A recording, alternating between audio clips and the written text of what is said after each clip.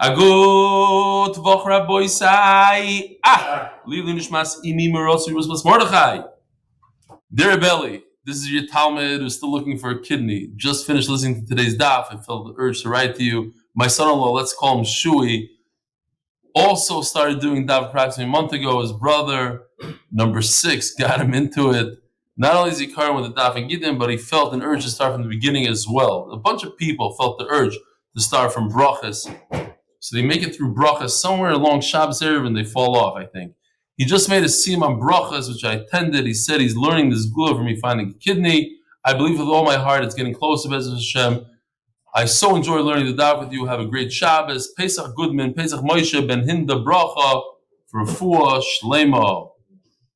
And we're going to go straight into the sponsorships. The Klal, sponsored by Anonymous from Lakewood. L'schos Refuos Shlema for Shalamas Esther Bas Beila. The Klal, sponsored by Nishmas Zechar Ben Moshe, Nishmas Betzal Ben Moshe. The Yosef, sponsored by Moshe Banda. To thank Hashem that I'm able to thank Him for everything that I have. By the Lakewood and Lebovic families, the Paras HaChodesh, Lakewood, New Jersey, because torah and achdus are the best segula. Paras HaChodesh, Nishmas Yosef. Paras HaYoim, brain intact, unleash your full potential. Should be the next kedusha, tremendous success in all my endeavors. In the art of the month, for complete refuah for Chaim Tzvi Ben Leah. We're going to do the different musagim that we learned over the week. Shas musagim. If you're new to this, Shmak. Pigol is the idea that a kohen, as he's performing the avodos, he could be mefagel, he could think in his mind a bad thought. What's a bad thought when it comes to kachim? The thought is that he's going to eat it outside its allotted time.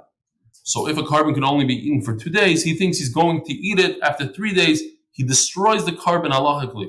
And the owner of the carbon doesn't get a kapara, he must bring another carbon.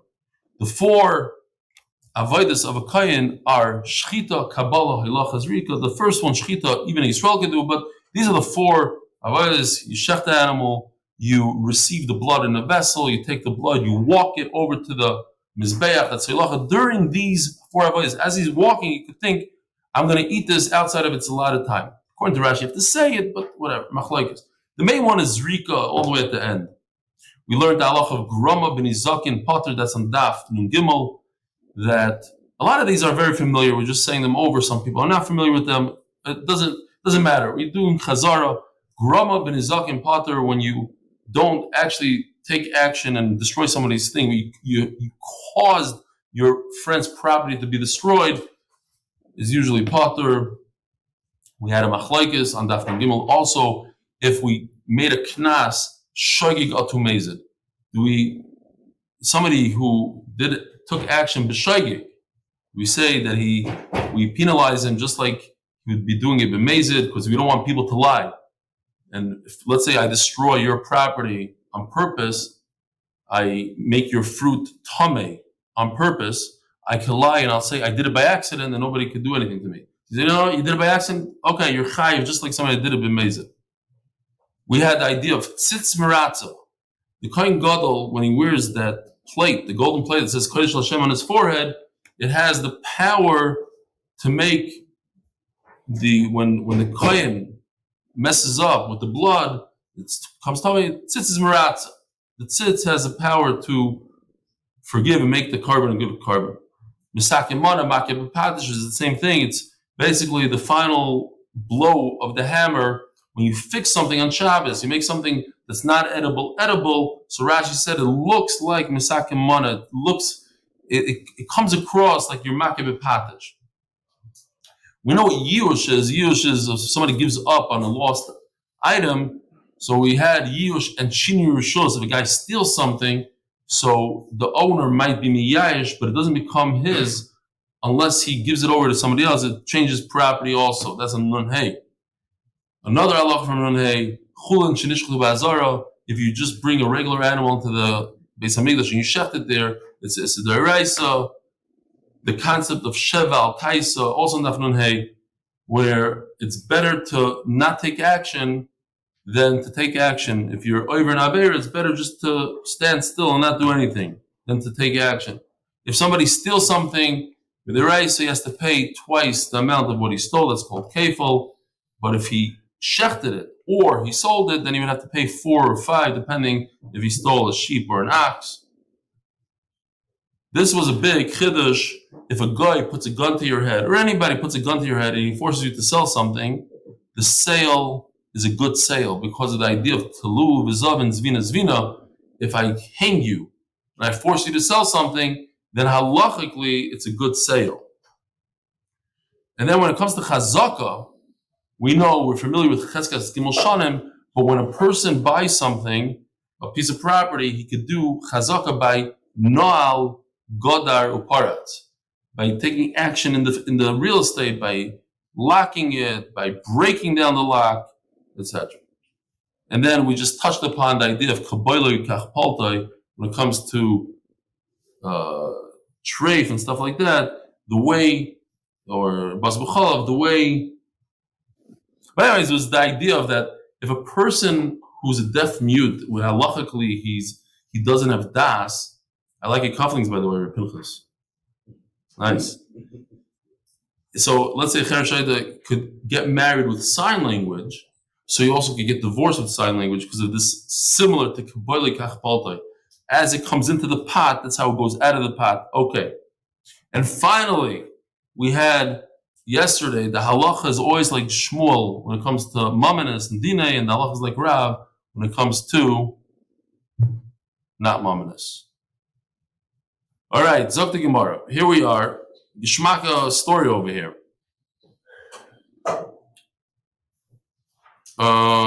So we just finished. We had a machlokes Rav and Shmuel. That's why I mentioned it. Rav and Shmuel by the pit that's right next to the water stream, and we had a whole who gets to drink first. The people that are upstream or downstream.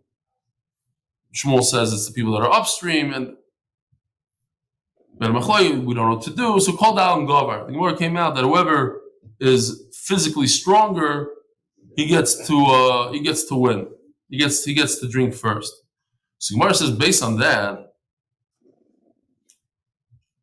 Rav Shimon bar Ashi asal kamid Abaya. Very interesting story. Rav Shimon bar Ashi went to the famous Abaya. Omar lei lois mar b'dam. I'd love to learn Torah with you. Omar lei isli idan the little time I have, I need for myself to do chazara. So he says he's very persistent. Lois mar b'leilia. Can I please learn at night? Omar lei isli ma'ila shkuye. I found this fascinating. This is Galadar, Abaya. What does he do at night? He waters his fields. He's busy with Parnasa. Everybody, they all used to. Today, it's unheard of. A Gadol Adar. We're going to let a Gadol Adar water. Not just, he did a little real estate nursing homes. No. He watered his fields. It's physical labor. It's unbelievable. I mean, something to remember for the entire. I don't remember this last time we had this. Abaya. We had other Amarayim, Tanaim, but Abaya used to water his fields. You can remember that. So he says, Omar lei, you know what? Let's do a deal. During the day, I'll take care of business. I'll water your fields. And then you'll have extra time to learn Torah with me. That sounds like a great idea. Ozal Liloi. So Rav Shimon bar Ashi goes to the people that are upstream. You know, you guys have a mistake all these years.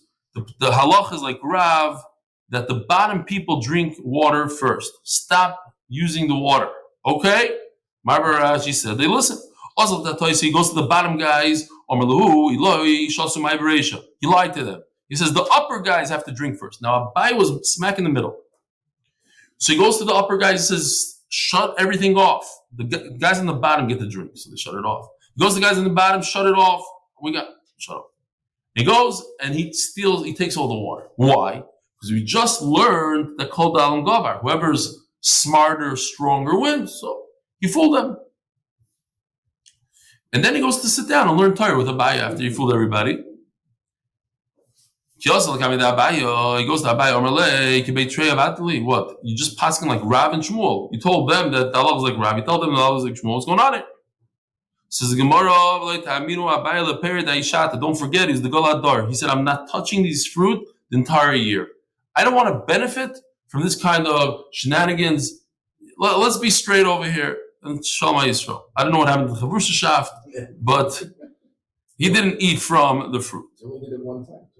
Yeah, that's all it takes to ruin it for Abaya. He didn't have to. You're talking about Darkei Shalom. There's not a halach of Gneva over here. This is just to make peace. You know what? You ruined it. I want to show my neighbors I'm a good neighbor. I hired by mistake the wrong guy. He fooled you. You know what? I'm going to show everybody I'm not touching these fruit. Okay? Says the Gemara, Hanu b'nei becharmach. The Azal corroboration. So let me just show you what it looks like. You guys see it? Okay.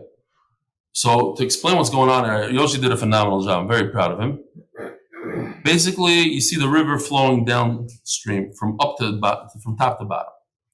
They went ahead and they dug an entire canal around their fields. Now everything happened very fast there. Let's go back. First, what they did is they built a dam. You can see Yoshi put a dam there. You guys see it? They built a dam, and that caused the water to stop flowing downstream and instead make a sharp right turn into their fields and come up around the bend and come back out. Now, what happened was, look closely, let's do it again. Look what happens to the water. You see the green fields on top? They're going to turn into water now. Water is going to overflow the fields on top. Bam. You see? Right there. Why?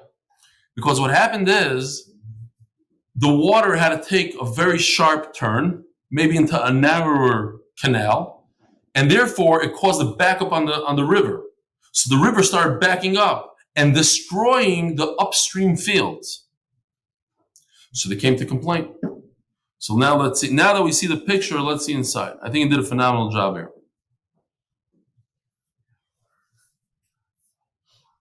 Hanu b'nei Bechermach, the people of Chermach. Just have to see if I can find my. No, not today. Okay, not today. I thought I had my pointer guy. One more time. No. Okay, so these guys, the Azal Korboresha, the Shanvasa. And Shanvasa is the name of a river. They dug in a canal. V'hadrua, v'shadua, v'shilinahara, and then it went around and came back. Also, the people that are upstream, they went to Abaye or Merlei. They're overflowing the Nar, the river is ruining our produce over there. You know what? Why don't you dig a little bit deeper into your canal upstream, and then I'll have a little bit more room for all this water, and it's not going to flood your fields. If we do that, then at a different time, we're not going to have water for our fields. Everything is with a cheshbon. It's a certain depth. We can't make it deeper. So you told him, if so, you're ruining it for the people that are upstream. You got to get out of there. Okay, now we're at the sugya that I thought we were at. Mark, how's everything doing? Thumbs up. Okay. Mitsudois Chaya. Sorry. We learned in the Mishnah that if there's a trap for an animal, a bird, or fish, Chaya Vavis Dagim, Yeshbam, Mishum Gezel is Gezel, and comes to Rabbi Yossi, it's Gezel Goma. First of all, we're going to see what the machlokes is, but the Gemara says like this. So just to show you what I did the other day, you guys see this? The two raccoons. Now this is probably a mistake. So I have to do charot there. One raccoon is in a trap, and that we said, I was just trying to anticipate the Gemara. Said, listen, it's in a box, so if you take it out of that box, you're stealing because a box is somebody's chutzner. That is true. My other picture of a raccoon trapped in one of these devices, very sad, but it's people trap animals like that, might be wrong because it also has a toich. It has a outside and inside. But what the Gemara, this is a lot simpler. A net is something that has an inside that's usher to take from, because even though it's in the ocean, if somebody puts out a net, it becomes his chatzar. What we're talking about is a hook. A hook doesn't have an inside. It's a needle. It's straight. So it's not a chatzar. And a hook, if you take from that, you wouldn't be over on gneva midiraisa, just that's what we're talking about. So let's see inside. When you're talking about nets and that sort of thing, we're on Daf Samach Aleph, which means we're 60 Daf into Gittin. Also, why is it one of my favorite Dafim in Shas? Eli Stefansky. Very good. He's with the shir for a while. If you take a hook or a cord, Rashi says that they would put a cord across the river and put a bunch of needles and glass and wait for just fish to get stuck in it. But it doesn't have it inside, and that's why we have a machlokes whether or not it's the Rabbanan Gneva or a Gneva Gemura. We're going to get to that. If deaf mute, in other words, somebody that without seichel finds something, so with the rice it's not there. So really, so everybody gets a gum, or it's also machlokes whether it's gezim with the vrayim gets a gum, or if it's gets a gum with the vrayim l'mayrav kimina. So finally, we understand the difference. If you say that it's a complete gezel, it's midrabanan, but it's a complete gezel, then I will take it out of you. I'll go to Bezin, and Bezin will force it out of you. But Tanakama says it's only gezel midrabanan, so I won't take it out of you. In other words, they both say it's the Rabbanon. The question is, how strong the Rabbanon will I take it out with Dayanim? Rashi says, but it doesn't, you don't become pasul edus because of it. Okay.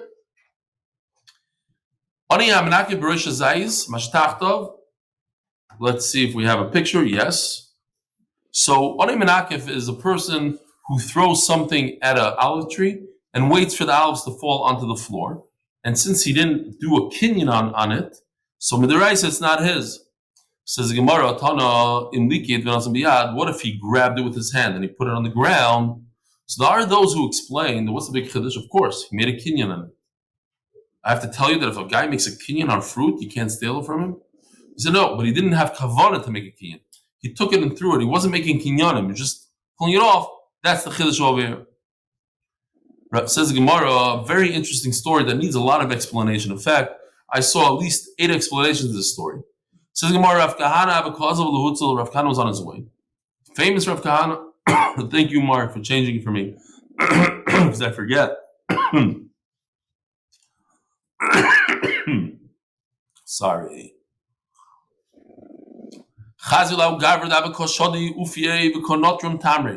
He was throwing a stick at a palm tree, trying to knock down. Imagine if you go, I was in Los Angeles, a few months ago. They have palm trees like double the height of Eretz Yisrael. You're talking about like 100 and something. You know what I'm talking about? These palm trees are crazy.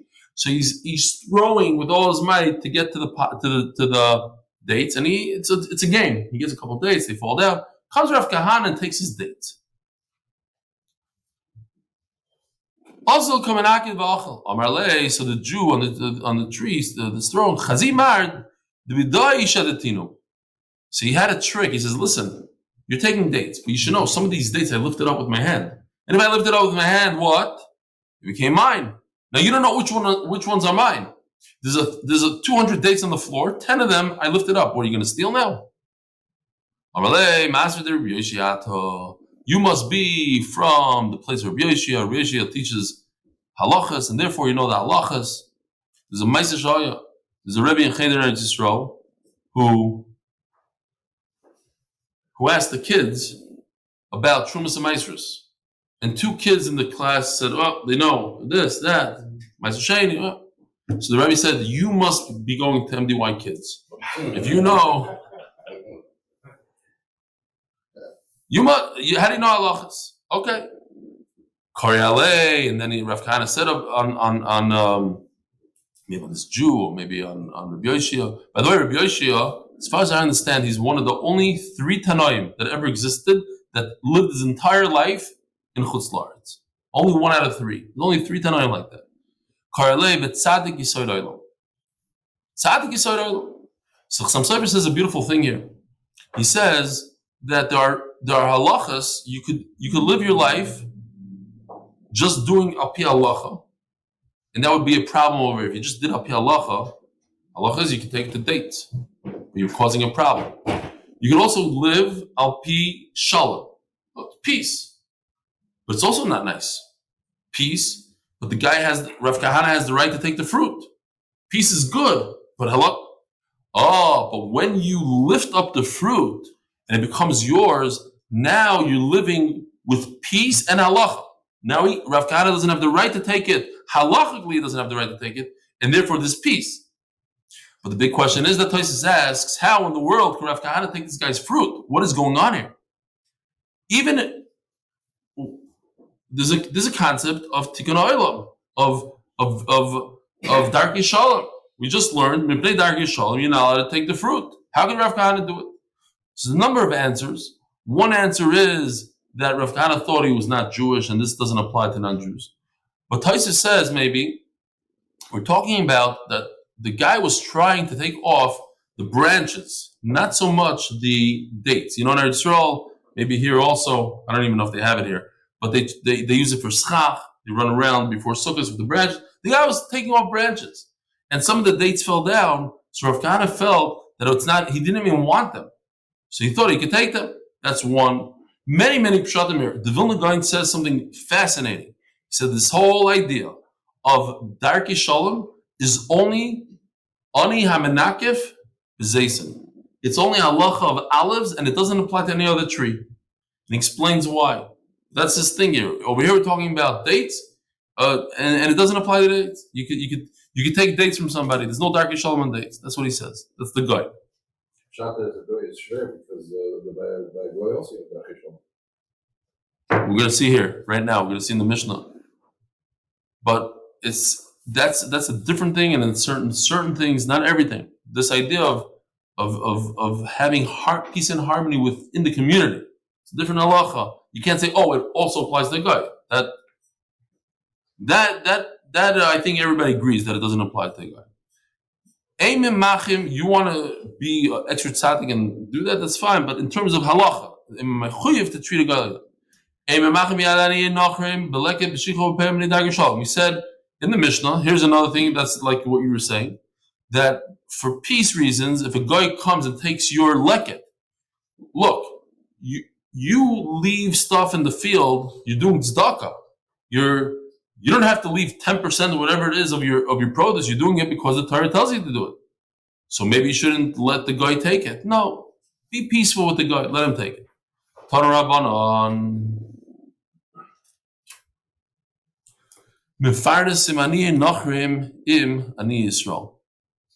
You give food to the poor non-Jews together with the Jews. Mendy Auerbach told me that his father was a famous Rosh Yeshiva of Or Sameach in South Africa. When he was younger, so there's an African that came knocking on the door all the time and said, Rabbi, I'm hungry. So his father would give him food. She said, but he's not Jewish. Like, well, why are you giving him? Why do you spend so much time with this guy? Let him go to some other house. He said, no. It says in the Mishnah, he pulled out the Gemara, it says in the Mishnah that you give to the non-Jew together with the Jew.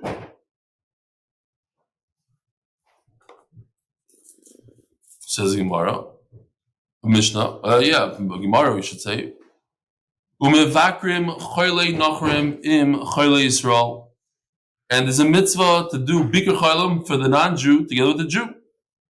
So I got to tell you, right here in Chicago, up the block on the Van and McCormick, there used to be a giant car wash. There was a car wash and a giant movie theater.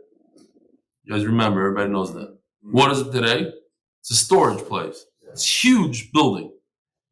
So Rabbi Wolf told me what happened was one day they get a letter or something that somebody wants to donate to Chabad the entire movie theater. It's worth a lot of money. Brand new building. I remember when they built it. It's not that old. I mean, now maybe it's older, but it's maybe 15, 20 years old. Okay. It's a newer building. What happened was that it wasn't making any money and the guy was losing his pants on it. So the lawyer recommended to the owner to donate it to an organization, and he'll get a tax write-off, and the end of the story. So the guy says, who should I donate it to? So the lawyer, who was not religious, said, donate it to Chabad. Why? Because he was a lawyer, still is a lawyer, and one of his clients came in and shot him. He was upset at him, disgruntled, whatever, shot him. And he was in, what? It was my first cousin. He shot him in his house. Shot him in his house. You know this whole story? It's my first cousin. Yeah. What's your first cousin's name? Mitch Iceberg. Mitch? Iceberg. So you know the story. Mitch Iceberg. Very nice. He shot him in his house. He was in the hospital. He was sitting in the hospital. Nobody went to visit him. But Chabad came and they visited him. Chabad visits the sick over there. And he said, you know what? Because nobody visited me and Chabad visited me, I want you to donate this building to Chabad. And that's what he did. He donated multi-million-dollar building to Chabad. We're not talking about, we're talking about even non-Jews. But certainly Jewish people that are not affiliated, certainly a mitzvah to go visit them. And here's a story where a guy who visited and he ended up, he didn't have to wait till the world to come to get his schar. He got it over here. One of the very, very big questions today in hospitals is, what do? You're a Jewish doctor, and a non-Jewish patient comes in. What do? In order to treat this patient, you have to be Michal Shabbos. It's very problematic. Halakhically, what do? Do you defer to another doctor? Do you It's something you have to ask your rabbi. You have Mipnei Darkei Shalom. Okay, very good, Mipnei Darkei Shalom, but how does it allow you to be Michal Shabbos? And this leads me into, I don't like talking about this. We had a very sad situation maybe 2 years ago. There was a guy, we were giving out free Gemaras, and a guy from Hawaii, he wrote in, he said, I'm so excited, I got my free Gemara. I never learned Torah in my life. I'm ready to go. I'm so pumped. Thank you so much for the Gemara. I read his email. And 2 days later, he writes to me, he goes, Rabbi, I will never learn Gemara in my life. This is terrible. We were learning the sugya of Mefakten Esagal, is Masechta Shabbos. That's how long ago. Now remember, it's a sugya about if a building falls down and people are trapped in it, and it's a controversial sugya for him at least, because what do you do if there's a non-Jew and you're assuming he's dead, but are you Michal Shabbos for him or not? And he says, I'm a firefighter. There's no difference, Jew, not Jew. And because you guys are starting to think about this, I'm never going to learn Talmud again in my life. Adios. Where did I send back the Gemara? Okay, fine. So that was him. I was just thinking that it's sad that he had that opportunity to learn Torah and get into it, and it just happened to be that his first day started off on the wrong foot, and he didn't get a chance. Zog the Gemara. Yisroel.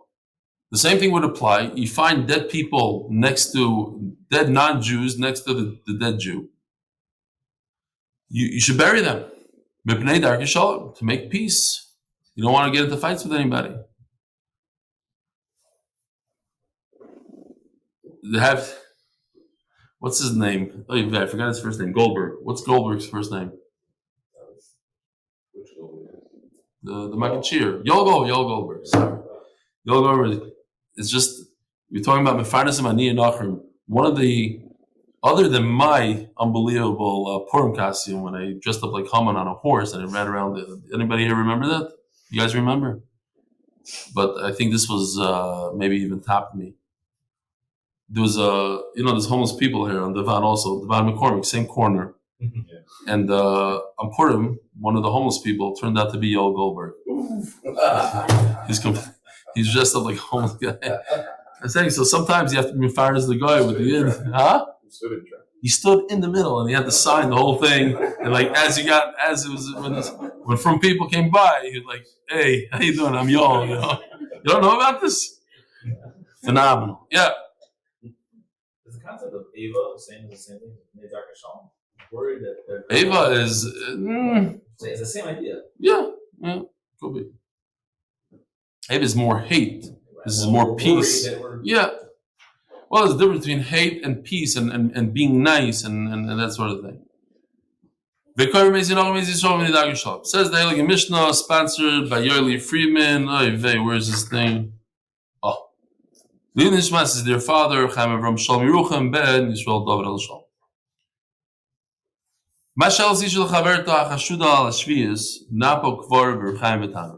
So we're going to have two cases that are different.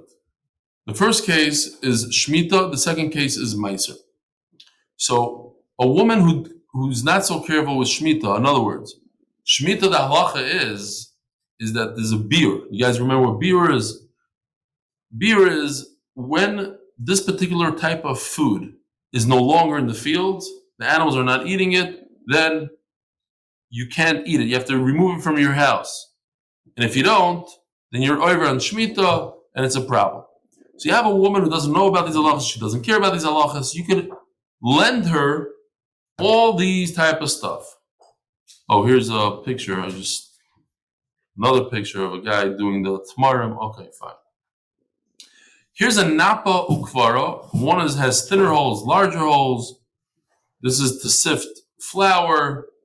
This is a rechaim. This is a hand one. This is my tanner that I've been using throughout Shas, and I asked Yoshi to give me a tanner, and he did this for us. I don't like his that much. We have to fix it because this tanner, you see, has a place on top to place a pot. I don't know if whatever. We're going to have to add some pot to this. Great. Wow, 42 people are watching live over here. So,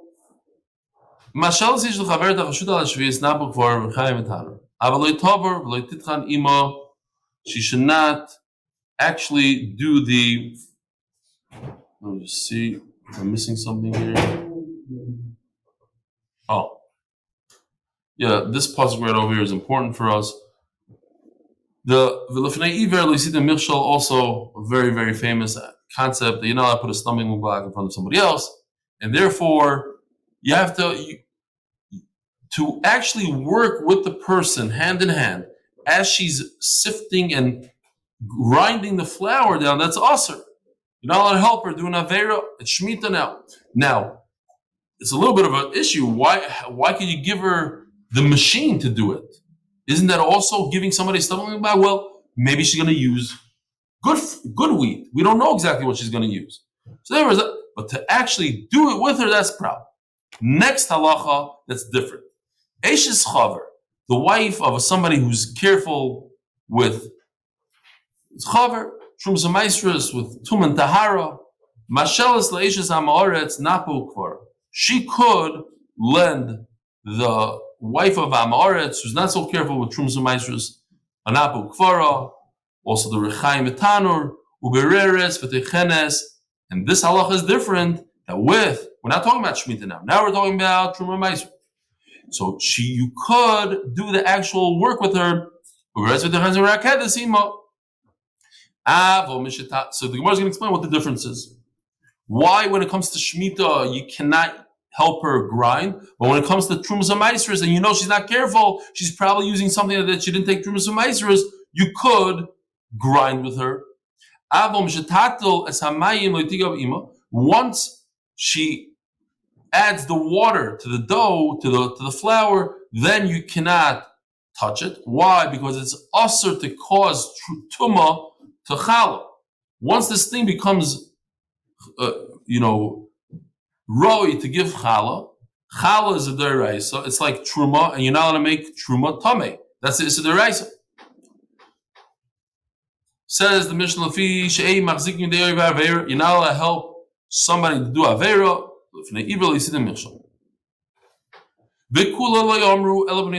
Why could you help this woman? Why could you lend her all your stuff?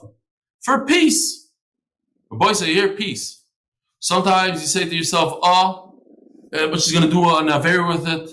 It's none of your business. We're going to, right now, She might not. So give it to her. When you know for sure she's doing an Aveira right now, then you don't help her. And you're allowed to help the guy on Shemitah because, of course, he doesn't have an Isser to work on Shemitah. Yisroel, but not a Jew. You should ask the guy how he's doing. You say hello to him. So Rashi says to say the word Shalom, that's Hashem's name. You're allowed to use Hashem's name for peace reasons. So first of all, quick story with the Lebovic Rebbe. Famous story. He used to say there's two elderly men that lived on his block. They were not married. They got Yerusha house on President Street, and every single day, every morning, they would bump into the Rebbe and they would say good morning, and he'd nod his head like this. And one day they noticed that the mailman said good morning to the Rebbe, and he said, "How you doing?" So they weren't happy. It's not nice. We say good morning, go like this to us. How? So he said, I bow my head to a Yid. So I'm doing, but I couldn't do that to him. I didn't want to do that, so I had to have a whole conversation with him. The Batchen Yankel Zucker says he was on a plane, and the non-Jew next to him saw that he was taking out his meal. He says, "Bon appetit." So Yankel Zucker tells him, Yankel Zucker. He thought that he's telling him his name. He didn't know what he was talking about. So the guy says it a few times. So he gets up and he's going to the bathroom. He sees another Yid over there. He says, "What does bon appetit mean?" He says, "No, it means betavon." Ah, okay. So by breakfast, when they serve breakfast, he looks at the guy. He says, he wants to impress him that he learned this. He says, "Bon appetit." So the guy looks at him and he says, "Yankel Zucker."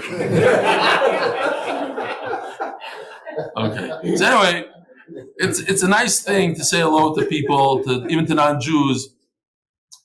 Be nice. I'm serious. I don't want to throw people on the bus. I have an issue. There's certain people in my neighborhood. The greater than thou that I many times I try every day. I say good morning.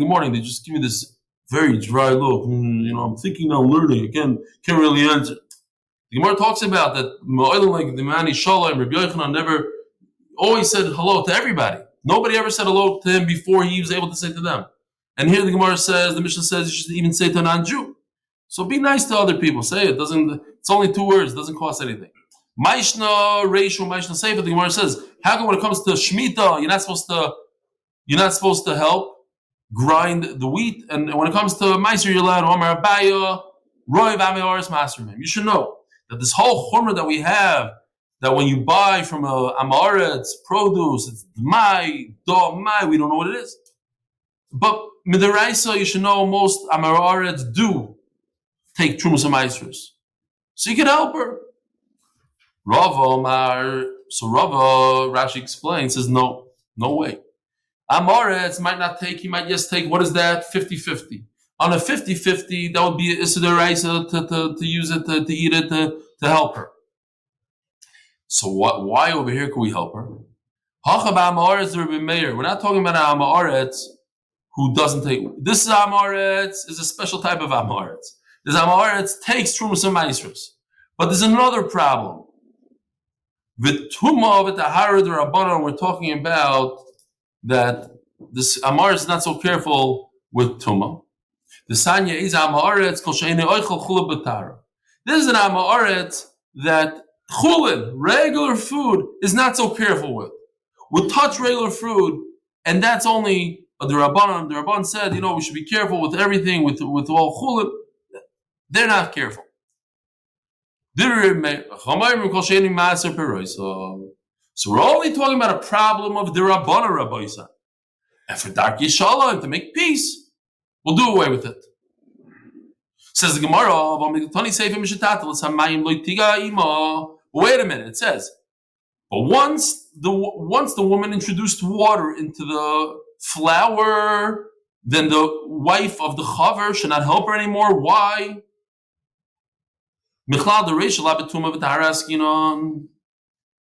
Says, before the flour has water, you're allowed to help her.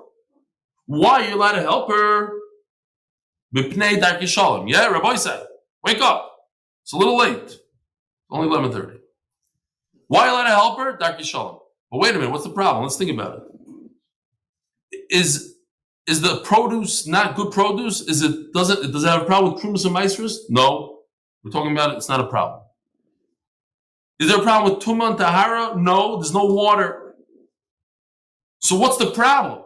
Why can't you help her? Why do you have to come on to, because of peace reasons you're allowed to help her? I want to help her. There's no issue here. If you're telling me the whole problem is tumah and tahara, not maestros, then tumah and tahara, then why do you have to come on to tikkun oil? Michlal the reisha la betum tahara. Says the Gemara, reisha v'seiva betum tahara. No, we are talking about tumah and tahara. V'reisha betum schulin, v'seiva betum chala. The reisha is talking about also an issue of tumah and tahara. But the reisha is talking about chulin. And chulin is not such a big problem, it's only Rabbanon, and because of dark shalom to make peace, we're not so mad. The seifa, the second part, is talking about the woman is making challah. Challah is already there, raisa, and therefore you shouldn't be helping her. Let's see, 1 second.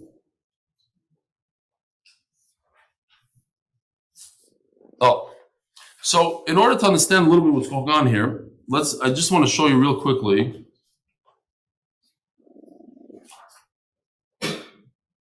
So here, first of all, this is the pasuk that we have to know. We have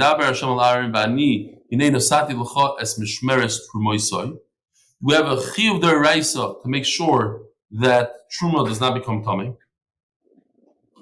So let's turn to Daf Samach Aleph Amud Beis, sponsored by Mordechai Sapoznick, in my honor, and also by the Tehillim group, tehillim.imindav.com. Viriminu, last word on Samach Aleph Amud Aleph. We have a contradiction. It says in the Brisa,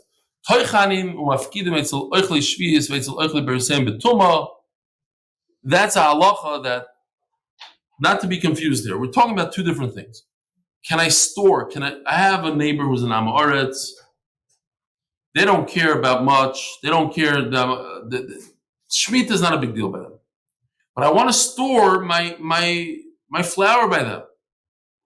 I'm allowed to grind the flour by them. I'm allowed to store it by them. What's the concern? Storing flour by an Am Haaretz like that? They might switch it. They might give you theirs, and it's Shemitah stuff, and they'll take yours. So what's the difference? Here's a pound of flour. I need it right now. When he comes to ask for it, I'll give him another pound. What's the difference? No, we're not concerned. You're allowed to store it by them. But don't grind for the person eating Shemitah that has a problem with Shemitah food. And this is the big problem. Rava just told us, he explained that you're allowed to grind flour, which is chulin, even though it's betuma, even if the lady's betuma. And over here it says, you should not help out somebody who eats fruit betuma. Omar Abaya. And this is also a beautiful thing. I mentioned it yesterday when Rav and Shmuel were arguing, and the Gemara asked a question on Rav. Shmuel comes to Rav's defense in a big argument. But Shmuel comes to Rav's defense. I want to help him out. Over here also, we have the same exact thing. Tosi says the question is doesn't even begin to be a question for Abaya. Abaya is not talking about Tum and Tahara. Abaya is talking about Amaratzim and not Amoritz. Yet Abaya comes to Rav's rescue. Why? Because it's Torah. And he says, listen, your question, even though it might be a very big question on Rava, you think it's a big. I'll tell you, I argue with Rava, but it's not a question on Rava because I'll say X, Y, Z.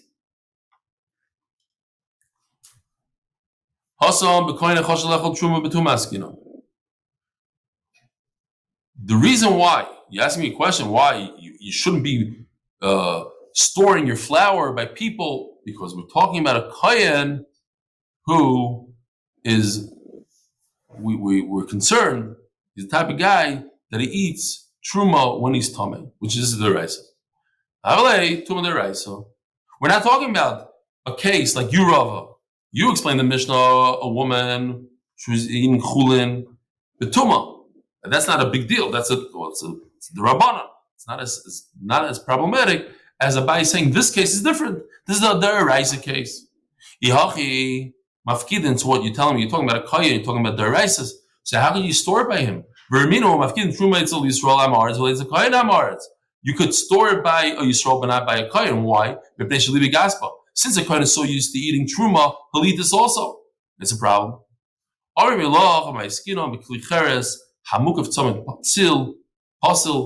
talking about a jar, a container that's completely sealed, and therefore the kohen won't eat from it, and therefore you can give it to the kohen to store it. Says Gemara, but it's still a problem. A nida has something interesting, that even though she doesn't touch the actual food, but if she moves the container, then everything inside becomes tameh because of heses, masa. So should we be concerned? How it's stored in her house? She might be metamet.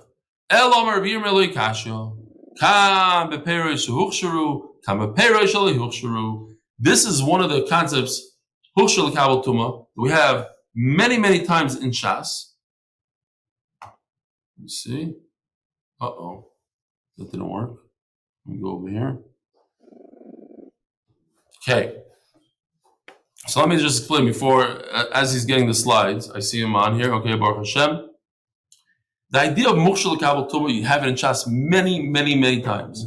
And that is, a fruit, when it grows on a tree, cannot become tameh. You could put a rat on it, it doesn't become tameh. When it comes off the tree, you put a rat on it, it does not become tameh. When does a fruit become tameh? Only after it became wet. 7 liquids, the wine, the oil, the milk, the whole thing. 7 liquids. But liquid has to touch it. One of the 7 liquids. Once the liquid touches it, it becomes muksher lekabel tumah. Okay? Oh, shmak. Thank you, Mark. We're back in business. So, first of all, the Yisroel of Shas. Muksher lekabel tumah. It has to be muksher. What is this Yisroel? Check this out. Special for today. We have a fruit that has a lock on it. And if a person who's tameh, do that again. A person who's tameh touches the fruit, it remains green. You see? It's green. It's tar. You take the fruit off the tree and he touches it, it remains tar. It's locked. But once you pour a liquid on it, now it turns purple. It becomes unlocked. It becomes huksher. And then if a person whose tummy touches it, it becomes red. It becomes tameh. So, says the Gemara, very simple. The contradiction is not a contradiction. The second Bryce is talking about fruit that were wet. So when you have fruit that is not mukshal kabel tumah, I'm not concerned that the kohen is going to touch or anything. You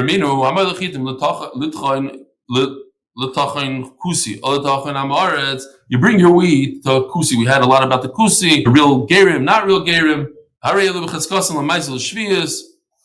They're okay. You have to be concerned, maybe they become tameh. So wait a minute. What is the question? We're asking, you see, they become tameh. What's the answer going to be, Rabbi Isai? The loyhuchsher. They're not going to become tameh because they didn't become susceptible to tumah. Says Gemara, hi, my Rumi, what's your question? We just said there's a difference between fruit that became susceptible to tumah, they became wet, or not. So with the karala and makarala, so then what was your question to begin with? Says Gemara, very interesting. We want to ask something else. The what? As the Gemara, why are you telling me that these fruit, you gave it to a kusi, you gave it to someone who's not careful, it's good, you don't have to be worried. The meiser that you took off of it is meiser, shmita. I gave him a box of apples, don't worry about it. They're not shmita fruit. They don't have a problem of tevel. You remove the meiser. Maybe he switched it.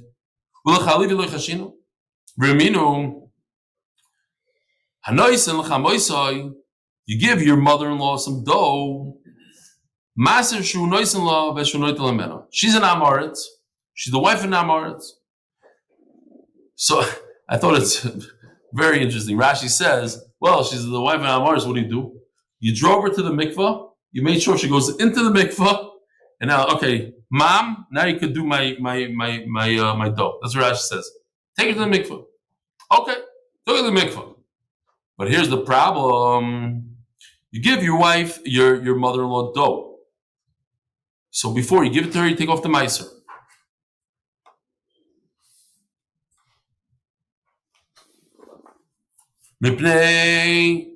And then when she gives it back to you, you take meiser first. And when she gives you back the dough, take meiser again. Why?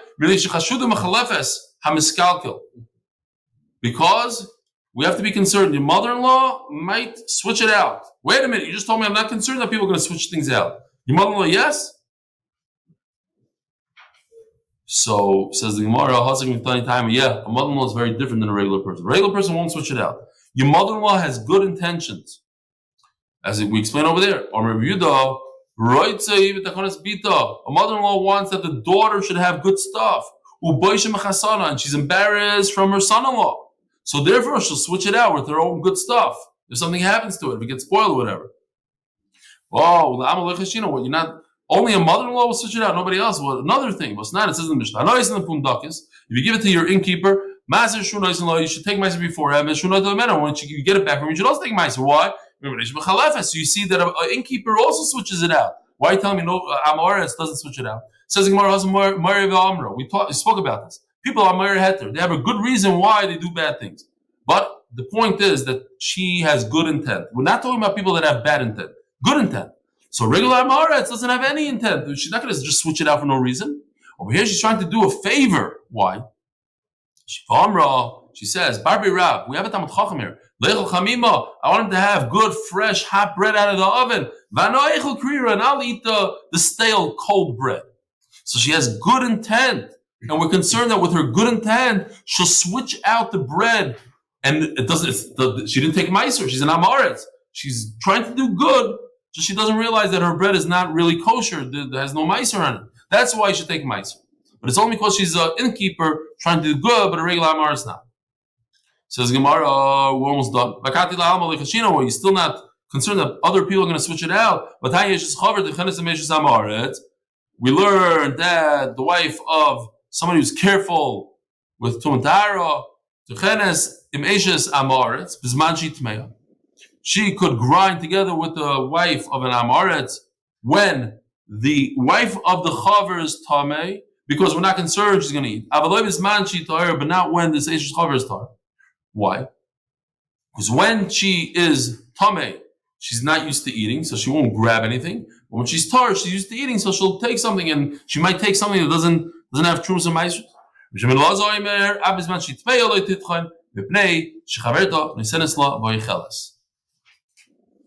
Oh, you see that.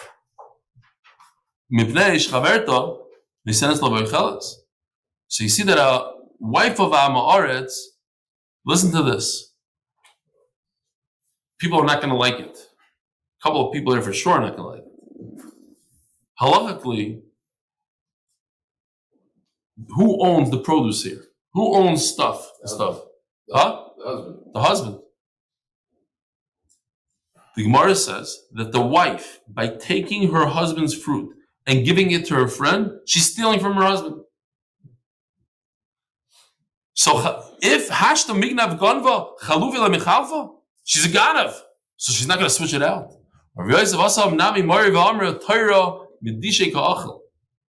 Now, we say that to calm people down, nowadays the husbands for sure they let their wives take and whatever they want. Of course, give to some guests, this, that.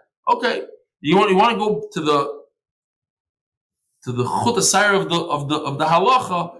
Okay, she was taking from the husband, but the point is that over here she's being married at her. That what? Let me see if we can find that last one. Oh. the famous halacha of lo yisachsim shor b'disha. And that is that it's usher for you to take an ox and work the ox in the field and not let the ox eat. So this woman, this Hamaretz lady, she's saying, wait a minute, this lady is working with me. She shouldn't be any worse than an animal. An animal gets to eat, so she should also get to eat. She's right.